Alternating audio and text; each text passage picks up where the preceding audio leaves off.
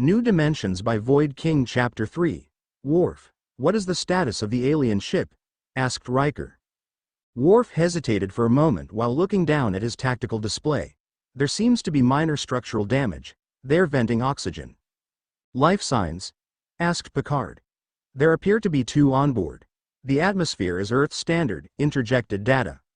Let's transport them to sickbay and we'll figure out the ship in a minute, ordered Picard. Medical teams stand by. Worf, let's get a security team down there just to be safe. Captain, said Worf with a puzzled look, the transporter room is reporting that they cannot establish a lock on the passenger. The captain looked at Data. The android reviewed his scanner results and was able to make a preliminary determination. There appears to be some sort of quantum interference which is preventing the transporter from reading their molecular pattern. We may be able to compensate but not in time. We can tractor the shuttle into the hangar bay, recommended Riker. He knew the captain would be reluctant but their Starfleet oath did call for them to protect life where possible. Mr. Data, does this quantum interference present any danger to the crew? Picard's concern for his crew was always his first priority. No, sir. If anything, the crew members on the ship would have had extensive exposure themselves. Mr. Worf, let's tractor the shuttle in. Please divert security and medicals teams to the hangar bay. Mr. LaForgue, please join Commander Riker in the hangar bay to assess the situation. The Enterprise moved closest to the alien ship and turned away from it to simplify the maneuvers necessary. A diffused energy beam came from just below the hangar bay door. The Union shuttle began to move in the direction of the hangar bay. The alien ship turned out to be a perfect size for the bay and was lowered onto the floor. Just by being in the bay removed some of the urgency since air was no longer being vented into space. Dr. Beverly Crusher along with her medical crew arrived with 2 security guards. Commander LaForgue followed shortly and they all evaluated the situation. Well, the first problem is how do we get in, said the doctor. She had no idea what the status of the crew was and was anxious to begin her evaluation. LaForgue circled the strange ship. Look at this, he exclaimed in surprise. There are English letters. ECV 197-2. There will be time for that later, he heard Commander Riker say. The tall first officer had just arrived. Let's get him out. Geordi continued to check for entries when he noted a likely entry in the back. There was a panel next to it that was, again, marked in what appeared to be English. He took out his tricorder and quickly identified a sequence on the panel that opened the door. A ramp lowered and Dr. Crusher quickly rushed in. She saw 2 humanoids from the rear and randomly checked the one on the left. He was human and had minor injuries.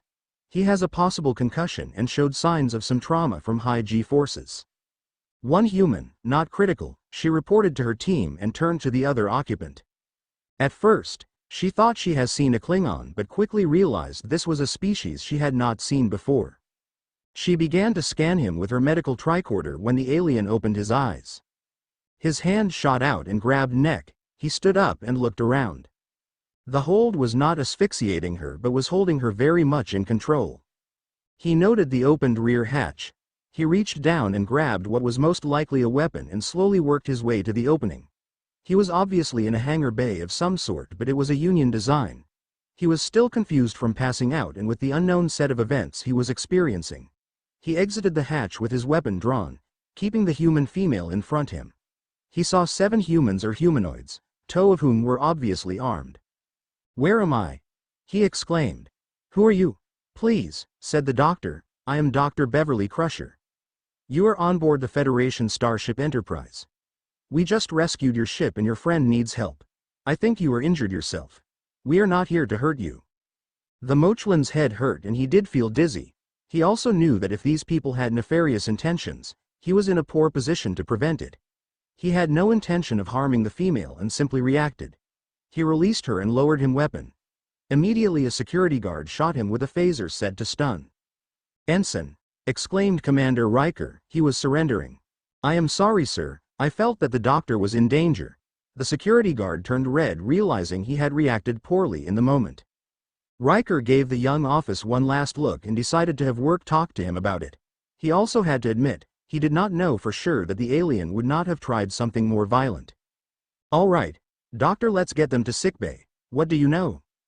Well, responded the red-haired doctor, my hair twin is almost certainly human.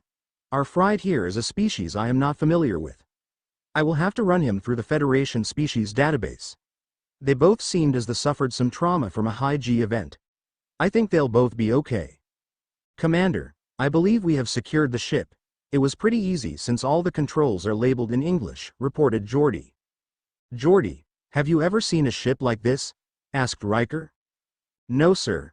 First planets appear out of nowhere and now this.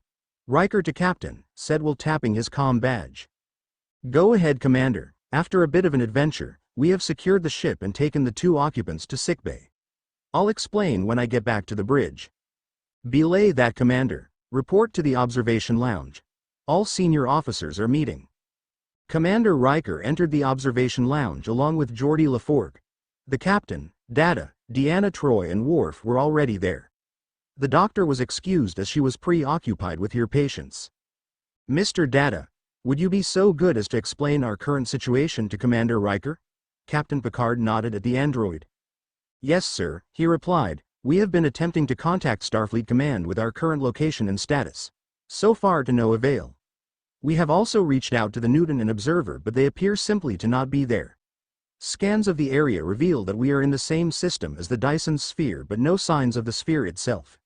As earlier reported, there are 2 planets in orbit which we have never reported on before. What does this mean, Data? Asked the first officer. I don't know Commander, said Data, stoically as ever. The other part of the mystery is the alien ship we brought on board had standard English marking on it, added LaForgue. Picard put his hands behind his back and wandered over to the viewing port. Something was obviously wrong.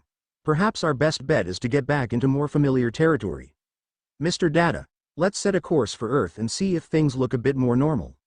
In the meantime, all science stations should scan for any anomalies that might explain things. Dismissed, with that the officers went to their posts and the Enterprise set course for home.